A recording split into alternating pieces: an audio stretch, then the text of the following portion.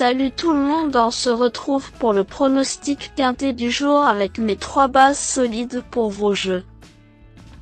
Dimanche 26 janvier 2025, Vincennes. À clé, 1 million €, 2700 mètres à 18 partants.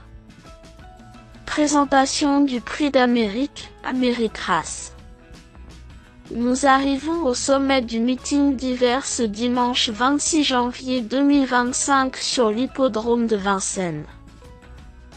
Le prix d'Amérique, Amérique Race, 6e compétition de cette réunion principale, sera bien entendu support du tiercé écarté quintet plus.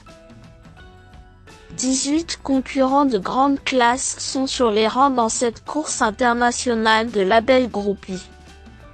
Avec 2700 mètres à parcourir sur la grande piste. Ce grand rendez-vous verra son départ donné vers 16h20. Après plusieurs semaines intenses et des épreuves qualificatives riches d'enseignements, le moment tant attendu est arrivé. Tous les professionnels au départ ont fait de cette course un objectif, et une lutte de tous les instants nous est promise. Il ne faudra rater ce tournoi sous aucun prétexte.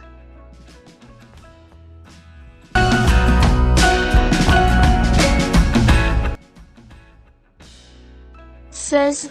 Go On Boy arrive sur ce sommet avec de la fraîcheur.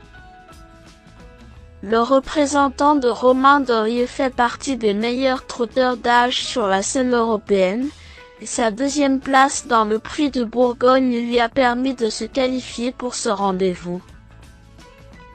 Préparé en toute sérénité par son mentor, il avait marqué les esprits dans l'édition 2024, en traçant une ligne droite de toute beauté. Rarement déféré, il le sera pour cette compétition dans laquelle il pourrait bien décrocher la timbale. 18. Idéao de Tillard n'est autre que le tenant du titre de ce prix d'Amérique. Après avoir connu un souci de santé, il a prouvé que tout était rentré dans l'ordre il y a 4 semaines. Auteur d'un remarquable hiver 2023 à 2024, au terme duquel il était sorti invaincu, ce grand champion est au mieux pour tenter de conserver son titre. Il a été moins dominateur ces derniers mois, mais sa capacité à lutter pour la palme ne fait aucun doute. Dès lors, il faudra compter sur lui pour ne rien lâcher. 13. Sans moteur, a obtenu sa qualification dès le prix de Bretagne, après un joli mano à mano avec Hussard du Landrais. Battu par ce dernier, il avait toutefois échoué de fort peu.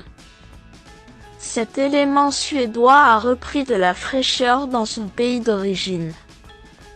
Malchanceux l'an passé, et contraint de déclarer forfait alors qu'il faisait partie des favoris, il se présente cette année avec de légitimes ambitions.